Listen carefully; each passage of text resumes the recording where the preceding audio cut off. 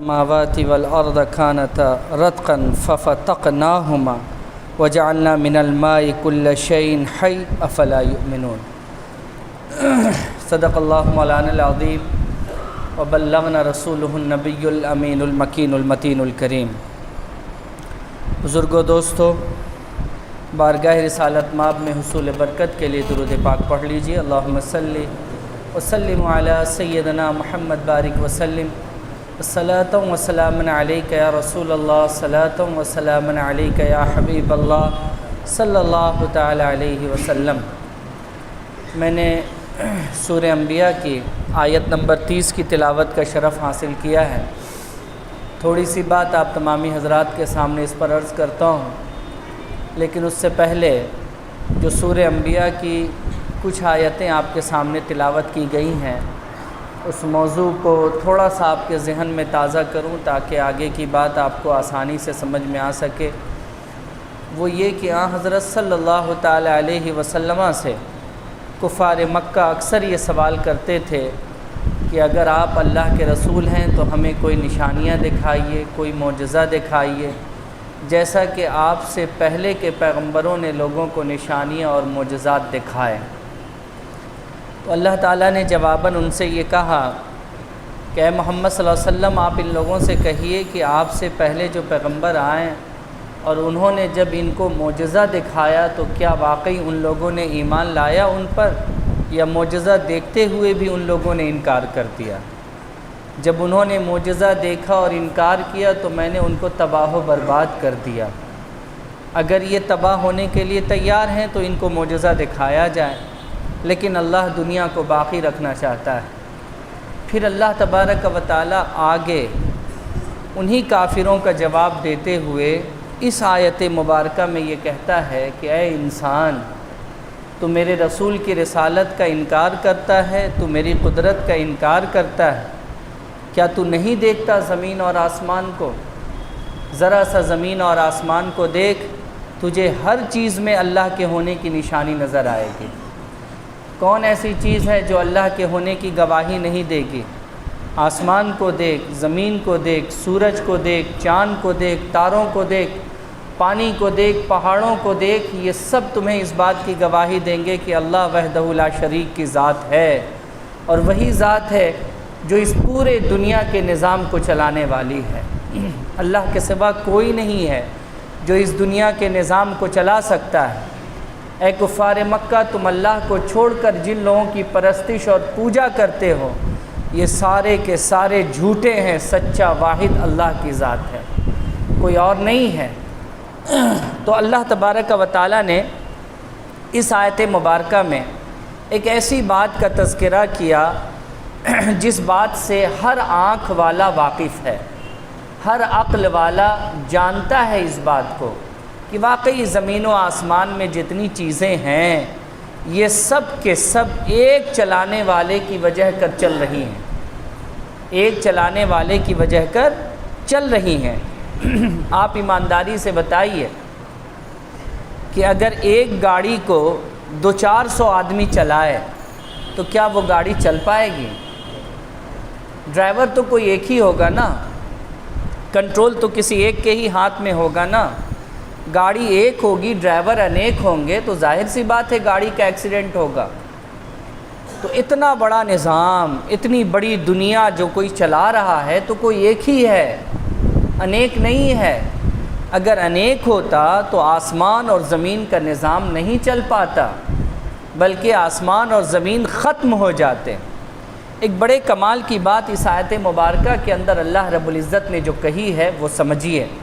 دیکھیے، اللہ تعالیٰ یہ فرماتا ہے کہ اے رسول مکرم صلی اللہ علیہ وسلم، ماننے والوں کے لیے، دیکھنے والوں کے لیے، عقل والوں کے لیے آسمان اور زمین میں معجزات بھرے ہوئے ہیں۔ شرط یہ ہے کہ وہ دیکھیں، سمجھیں، غور کریں، فکر کریں، تو ان کو معجزہ دکھ جائے گا جس معجزے کا یہ مطالبہ کرتے ہیں آپ سے۔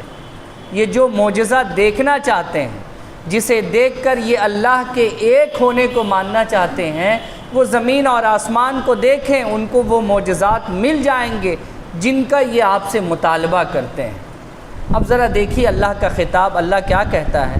اولم یر الذین ان خلق السماوات والارض، کیا ان لوگوں نے نہیں دیکھا، یہ آنکھ والے اس بات کو نہیں جانتے ہیں کہ زمین و آسمان کو اللہ رب العزت نے جب بنایا تھا تو یہ ملے ہوئے تھے آپس میں، یہ آپس میں ملے ہوئے تھے۔ اللہ تعالیٰ نے پھر اپنی قدرت سے، اپنی طاقت سے، اپنے پاور سے زمین اور آسمان کو الگ کر دیا اللہ نے۔ آپ بس یوں سمجھیے کہ ہمارے اور آپ کے ہاتھوں میں غبارہ ہو، بیلون ہو، بیلون کے اندر جب تک ہوا نہیں ہے تو آپ دیکھیے گا کہ بیلون کا دونوں پرت آپس میں ملا ہوتا ہے، لیکن جیسے ہی آپ اس کے اندر ہوا ڈالتے ہیں دونوں پرت الگ الگ ہو جاتے ہیں، ایک پرت اوپر کی طرف چلا جاتا ہے اور دوسرا پرت نیچے کی طرف چلا آتا ہے۔ تو اللہ کے رسول صلی اللہ علیہ وسلم کے صحابہ نے اور آپ صلی اللہ علیہ وسلم کے صحابہ کرام کے بعد تابعین نے، اتباع التابعین نے اس آیت مبارکہ کی جو تفسیر لکھی ہے کہ اللہ تعالیٰ نے پہلے زمین و آسمان کو ملایا ہوا تھا، پھر اللہ رب العزت نے اس کو الگ کر دیا، اس کی کئی وجہ ہو سکتی ہے۔ ایک وجہ تو یہ ہو سکتی ہے کہ زمین اور آسمان آپس میں ملے ہوئے تھے، لیکن اللہ رب العزت نے ہوا دے کر زمین اور آسمان کے بیچ میں ایک فرق پیدا کر دیا، اور ہم سب جانتے ہیں کہ زمین اور آسمان کے درمیان ہی ہوا ہے، اور جب دو چیزوں کے درمیان ہوا آتی ہے تو ان دو چیزوں کو وہ کیا کر دیتی ہے؟ الگ الگ کر دیتی ہیں۔ تو سائنٹیفک طور سے یہ بات سمجھنے کی ہے کہ اللہ تبارک و تعالیٰ یہ فرماتا ہے کہ تمہیں اگر میرے معجزات اور میری قدرت کو دیکھنا ہے تو ذرا دیکھو، زمین و آسمان پہلے ایک تھے لیکن میں نے ہوا پیدا کر دیا جس کے ذریعے میں نے زمین و آسمان کو الگ الگ کر دیا، میں نے آسمان کو الگ کر دیا اور زمین کو الگ کر دیا۔ ایک وجہ تو یہ بیان کی، اور ایک وجہ حضرت عبداللہ ابن عمر رضی اللہ تعالیٰ عنہ سے روایت ہے، امام جلال الدین سیوطی اس روایت کو نقل کرتے ہیں اور حافظ ابن کثیر نے بھی اپنی تفسیر میں اسے نقل کیا ہے۔ وہ روایت یہ کہ حضرت عبداللہ ابن عمر سے کسی نے اس آیت مبارکہ کے تعلق سے سوال کیا کہ حضور اللہ تبارک و تعالیٰ یہ فرماتا ہے کہ پہلے زمین و آسمان ایک تھے پھر میں نے ان کو الگ کیا، اس کا کیا مطلب ہے؟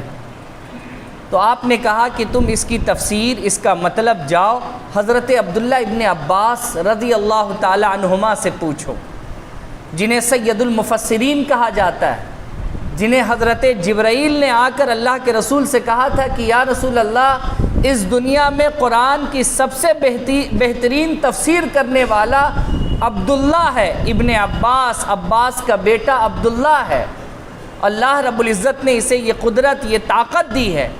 سید المفسرین کا خطاب اللہ کے رسول نے حضرت جبرائیل کے کہنے پر ان کو دیا۔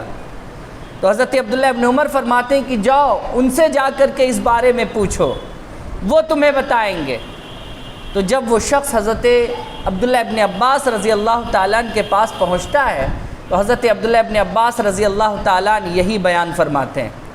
وہ بیان فرماتے ہیں کہ پہلے زمین اور آسمان آپس میں ایک تھے، جڑے ہوئے تھے، اللہ رب العزت نے ان کے درمیان ہوا پیدا کر دیا، اور پہلے آسمان سے بارش نہیں ہوتی تھی، اللہ رب العزت نے جب زمین اور آسمان کو الگ کیا تو آسمان کے دروازے اللہ نے کھول دیے تاکہ بارشیں ہو سکے، اور پہلے زمین غلات نہیں اگلتی تھی، اپجتی تھی، اللہ رب العزت نے زمین کے سینوں کو کھول دیا الگ ہونے کے بعد، تب سے یہ غلات اپجنے لگی، اگلنے لگی۔ یعنی اللہ تبارک و تعالیٰ نے جب تک ان کو ملا کر رکھا تھا نہ آسمان سے بارش ہوتی تھی نہ زمین سے غلے نکلتے تھے، لیکن اللہ تبارک و تعالیٰ نے جب آسمان اور زمین کو الگ کیا تو زمین کو ایک گن دیا بارش برسانے کی، اور زمین کو اللہ رب العزت نے ایک گن دیا زمین سے غلے اگانے کی۔ یہ دو چیزیں اللہ تبارک و تعالیٰ نے ان کو عطا کی۔ تو پہلے زمین اور آسمان ایک تھے، اللہ رب العزت نے ان کو ہوا کے ذریعے الگ الگ کر دیا، اور آسمان کو بارش برسانے والا بنا دیا اور زمین کو غلات اگانے والا بنا دیا۔ اے انسان، تو صبح و شام اللہ کی اس قدرت کو دیکھتا ہے اور پھر بھی تو پوچھتا ہے کہ اللہ کون ہے؟ پھر بھی تو اس پر سوال کرتا ہے کہ ہم عبادت کس کی کریں؟ پھر بھی تو بار بار یہ پوچھتا ہے کہ ہم سر کس کے آگے جھکائیں؟ جس خدا نے یہ کارنامہ کیا اسی خدا کے آگے سر جھکاؤ۔ جس نے زمین اور آسمان کو ایک بنایا تھا مگر ہوا کے ذریعے ان کو الگ کر دیا، اس خدا کی پرستش کرو۔ تم اور کسی کے آگے کیوں بھاگتے ہو؟ تم اور کسی کو اپنا مونس و غمخوار کیوں مانتے ہو؟ تم اور کسی کے آگے اپنا سر کیوں جھکاتے ہو؟ تم اور کسی کے آگے اپنی باتیں کیوں رکھتے ہو؟ اسے حاجت روا کیوں سمجھتے ہو؟ یہ وہ ساری قدرتی باتیں ہیں جسے دیکھو اور محسوس کرو کہ اللہ تبارک و تعالیٰ نے تمہیں اگر نگاہ دی ہے، آنکھیں دی ہیں، اور اللہ نے اگر تمہیں عقل دی ہیں تو زمین و آسمان کی چیزوں کو دیکھ کر فیصلہ کرو کہ یہ سارے کارنامے کون کر رہا ہے، یہ اتنا بڑا نظام دنیا کا کون چلا رہا ہے۔ جواب ایک ہی ہوگا کہ وہ اللہ کی ذات ہے۔ تو اے محمد صلی اللہ علیہ وسلم، یہ کافر آپ سے سوال کرتے ہیں کہ یہ آپ سے معجزہ دیکھنا چاہتے ہیں، کہیے یہ آسمان اور زمین کو دیکھیں، اس کے اندر ان کو ہزاروں ہزار نشانیاں دکھ جائیں گی جو بتائیں گی کہ بے شک اللہ کے سوا کوئی معبود برحق نہیں ہے، اور اللہ کے سوا کوئی نہیں ہے جو اس نظام کو چلا رہا ہے۔ اس کے بعد اللہ تبارک و تعالیٰ نے آیت نمبر 31 کے اندر ارشاد فرمایا، کیا فرمایا؟ کہ میں نے جب آسمان اور زمین کو الگ کر دیا تو زمین پانی پر تیرنے لگی، اور آپ جانتے ہیں کہ کوئی بھی چیز زیادہ دیر پانی پر تیر نہیں پاتی ہے، ہوا کے جھونکے سے اور دیگر معاملات سے وہ پلٹ جاتی ہے، الٹ جاتی ہے۔ تو اللہ تبارک و تعالیٰ نے فرمایا کہ میں نے اس زمین کو قرار دینے کے لیے اس پر پہاڑ کی کیلیں ٹھوک دی، اس پر پہاڑ کی میں نے کیلیں ٹھوک دی۔ کیا تم میں سے کسی انسان یا جنات یا کسی اور مخلوق کے اندر اتنی طاقت ہے کہ پہاڑوں کی کیل کو زمین کے اوپر ٹھوک دے؟ ہے کسی کے اندر اتنی طاقت؟ تم کہتے ہو کہ اللہ کہاں ہے، تم کہتے ہو کہ اللہ ہمیں دکھتا کیوں نہیں ہے، تم کہتے ہو کہ ہم ان سارے خداؤں کو جو پوج رہے ہیں مٹی یا پتھر کے، یہ سچے خدا نہیں ہے، بلکہ اے محمد صلی اللہ علیہ وسلم تم جس خدا کی بات کر رہے ہو وہ سچا خدا ہے، اور تم کہتے ہو کہ ہم اسے دیکھنا چاہتے ہیں، ہمیں وہ دکھتا کیوں نہیں ہے، اور تم ہی ایک ملے ہو گواہ اس کے لیے جس کی طرف سے تم گواہی دے رہے ہو، ہمیں دکھاؤ معجزات۔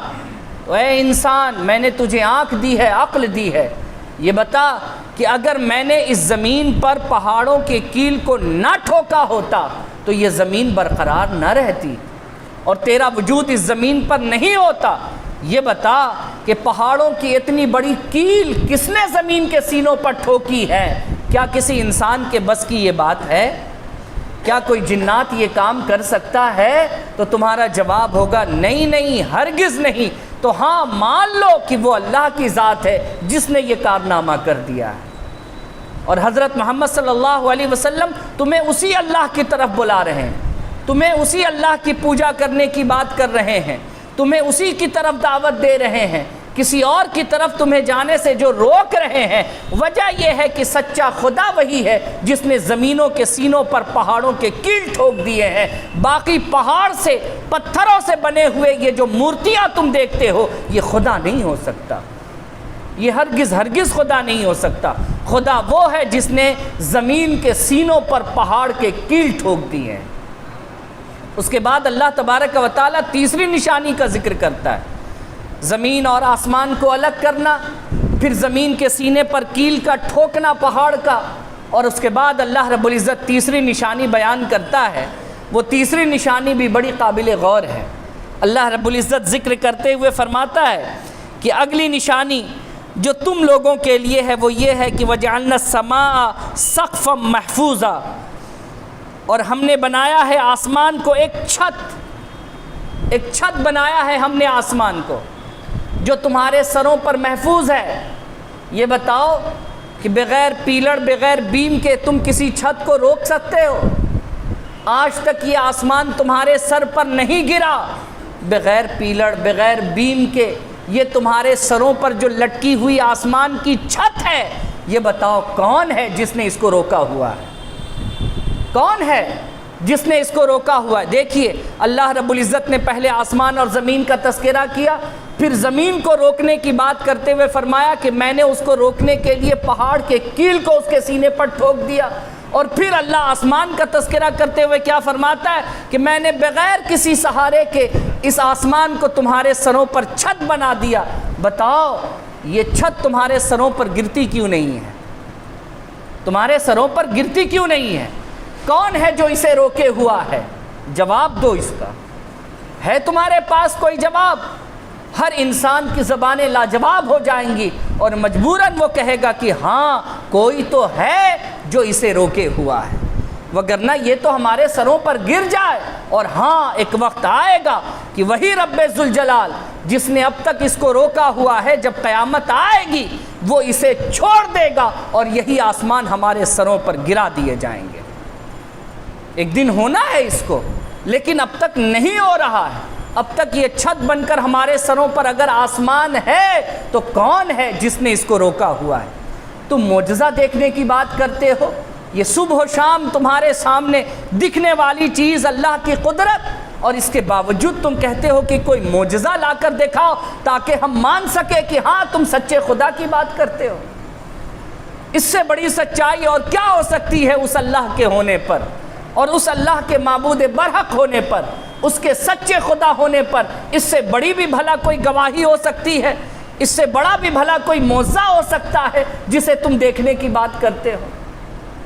بزرگوں، دوستو، اس کے بعد اللہ تبارک و تعالی آگے ارشاد فرماتا ہے اسی آسمان کے تعلق سے کہ وَهُوَ الَّذِي خَلَقَ اللَّيْلَ وَالنَّهَارَ وَالشَّمْسَ وَالْقَمَرَ، اور وہی اللہ جس نے اسی آسمان کے اندر اس نے دن اور رات بنا دیے، سورج اور چاند کو پیدا کر دیے، اور یہ سب یعنی سورج، چاند، تارے، یہ سب کے سب اپنے ہی راستوں پر، اپنے ہی مدار میں چل رہے ہیں۔ یہ ذرا سا نہ ادھر ہوتے ہیں نہ ذرا سا ادھر ہوتے ہیں، نہ ان کے اندر ذرہ برابر بھی ٹیگ ہے، نہ ان کے اندر ذرہ برابر بھی لڑکھڑاہٹ ہے۔ اگر یہ اپنے مدار سے، اپنے راستے سے ذرا سا بھی ہٹ جائیں، یہ دنیا تباہ ہو جائے۔ ذرا یہ بتاؤ اے لوگو، ذرا تم یہ بتاؤ، اس بات کا جواب دو، یہ جو تم دیکھ رہے ہو آسمان، یہ آسمان تمہارے سروں پر اللہ نے چھت کی طرح بنا دیے، یہ تمہارے چھتوں پر نہیں گرتے، یہ اللہ کی قدرت ہے، یہ تمہارے سروں پر نہیں گرتے، یہ اللہ کی قدرت ہے۔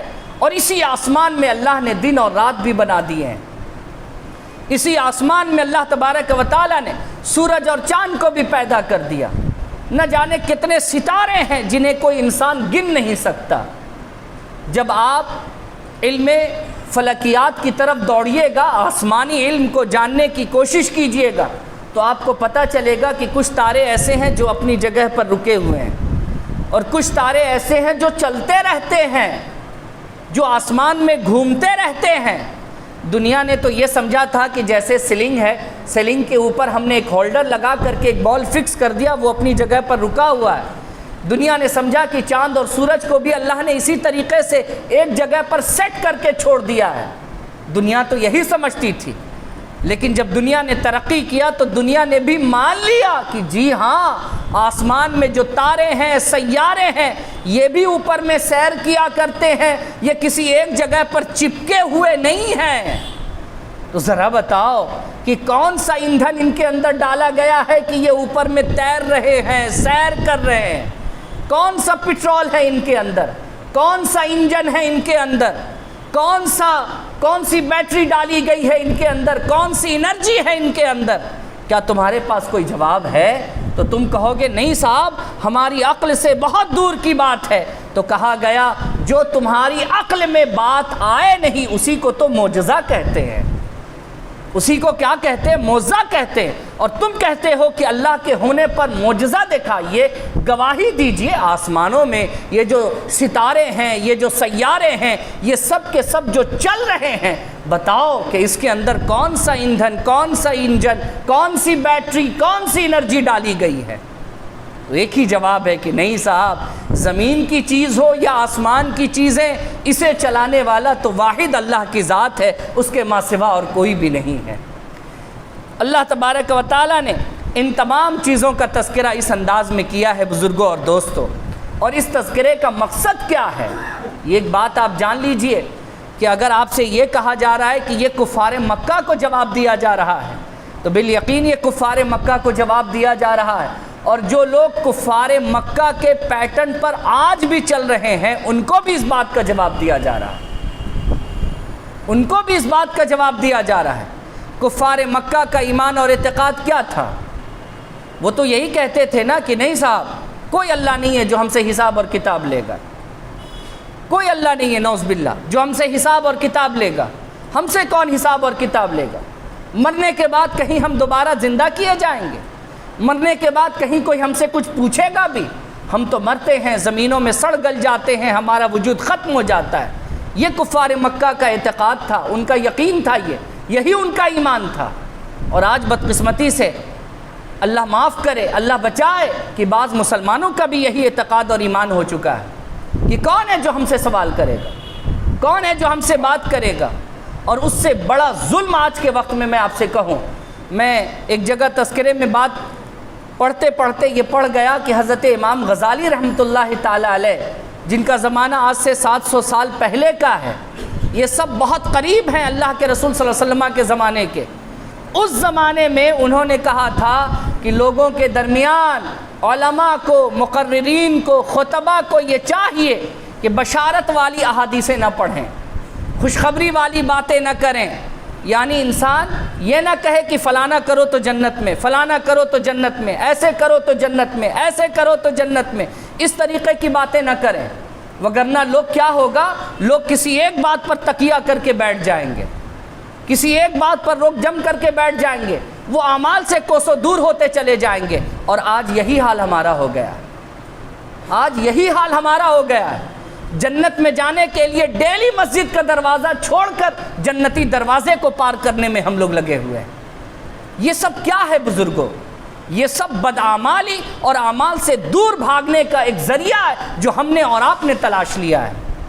میرے بزرگوں اور دوستوں، اس بات کو سمجھیے کہ اعمال کرنا ضروری ہے، اور اعمال آپ کے پاس اس طریقے کے ہونے چاہیے کہ دل میں، دماغ میں، نیت میں اس بات کا پورا یقین ہو کہ ہاں وہی اللہ ہے جس نے پیدا کیا، اور وہی اللہ ہے جو مرنے کے بعد دوبارہ پیدا کرے گا اور ہم سے ہمارے کیے کا حساب اور کتاب لے گا۔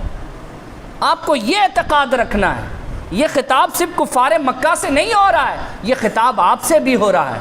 اللہ کے وجود پر آپ کو بھی سمجھایا جا رہا ہے، اللہ کے وجود کو آپ کو بھی بتایا جا رہا ہے، اور مقصد کیا ہے؟ اللہ کے وجود کو مانو اور اپنے وجود کو مٹتا ہوا ختم سمجھو۔ آپ آگے کی آیتیں پڑھیے، آگے کی آیتوں میں یہ ہے کہ کفار مکہ یہ کہتے تھے کہ اب جب یہ حضرت محمد صلی اللہ علیہ وسلم مریں گے نا تو ہم لوگ جشن منائیں گے، یہ ہمارے خداؤں کو برا کہتے ہیں، یہ ہمارے خداؤں کو برا کہتے ہیں، ہمارے دھرم کو یہ برا کہتے ہیں، مریں گے تو ہم جشن منائیں گے۔ اللہ نے جانتے ہیں کیا جواب دیا؟ اللہ نے جواب دیا، کیا میرے رسول ایک لاسٹ ہیں جو مریں گے؟ ان سے پہلے لوگ آ کر کے نہیں مرے ہیں، ان سے پہلے کے رسول بھی تو مر گئے، ان سے پہلے کے رسول بھی تو اس دنیا سے رخصت ہو گئے، یہ بھی رخصت ہو جائیں گے، اور تم ان کے مرنے پر جشن مناؤ گے؟ کیا تم یہاں رہنے کے لیے آئے ہو کہ تمہیں بھی موت آئے گی؟ تم بھی مرو گے، اور جب تم مرو گے تو یاد رکھو کہاں آؤ گے؟ مر کر میرے ہی پاس آؤ گے نا۔ یاد رکھو کل نفس ذائقۃ الموت، جسے میں نے جان دی ہے میں اسے تباہ بھی کروں گا، اور صرف باقی رہنے والی ذات کس کی ہے؟ کل من علیہا فان ویبقى وجہ ربک ذو الجلال والاکرام۔ ہر چیز فانی ہے، باقی صرف اللہ کی ذات ہے۔ اللہ باقی رہے گا، باقی سب کے سب مٹ جائیں گے، کون باقی رہے گا؟ میرے بزرگوں اور دوستوں، یہ اللہ تبارک و تعالیٰ کا انداز ہے بندوں کو سمجھانے کا اور بتانے کا کہ میرے رسول سے بھی ایسے مطالبے کیے گئے جو تمہارے ذہن میں سوال پیدا ہوتا ہے، اور اس کا جواب اللہ نے 1450 سال پہلے دے دیا ہے۔ میرے بزرگوں، دوستوں اور عزیز بچوں، اس دنیا کا نظام اللہ چلا رہا ہے، ہمیں اور آپ کو اللہ نے پیدا کیا، اور وہی اللہ کہتا ہے کہ اس دنیا کے بعد بھی ایک دنیا ہے جہاں ہم تمہیں دوبارہ زندہ کر کر حساب اور کتاب لیں گے۔ میرا رب جیسے آج سچا ہے ویسے انشاءاللہ وہ اس دن بھی سچا ہوگا۔ میرا رب ہے نا، وہ کبھی جھوٹ نہیں بول سکتا، اس نے ہر چیز کو پیدا کیا ہے، ہر چیز کو ختم کرے گا، اور وہ اپنے وعدے کے مطابق پھر جب چاہے گا اس چیز کو دوبارہ پیدا کرے گا۔ تو ہمارا ایمان اور اعتقاد اس بات پر ہونا چاہیے کہ نہیں، ہمیں اور آپ کو اس دنیا میں ہمیشگی کے لیے نہیں رہنا ہے، بلکہ ایک دن مرنا ہے، اور مر کر ہمارا وجود ختم نہیں ہوگا، ہم دوبارہ اللہ کے حضور پیش کیے جائیں گے۔ ہمیں اللہ کے حضور اپنے کیے کا حساب اور کتاب دینا ہے۔ اور بزرگوں، دوستو، میں پھر آپ سے یہ بات کہہ رہا ہوں کہ دیکھیے، ہمارے بڑوں نے ہمیں یہ بتایا ہے، کسی ایک معاملے پر رک جانے کی بات نہیں ہے، قدم قدم پر آپ کو اپنے بہتر اعمال کی فکر کرنی ہے۔ کسی ایک چیز پر آپ مت رک جائیے کہ شب قدر جاگ لیا، کام ختم ہو گیا، رمضان نکل گیا، کام ختم ہو گیا۔ کسی ایک چیز پر تکیہ کر کر کے مت بیٹھ جائیے کہ فلانا پیر صاحب سے مرید ہو گئے تو کام بن گیا، فلانا امام صاحب کے فالوور ہیں، کام بن گیا، میرے ابا بڑھ کے ولی تھے تو کام بن گیا۔ کسی ایک چیز پر تکیہ کر کر کے مت بیٹھیے، یاد رکھیے ہر قدم پر عمل کرنا ہوگا۔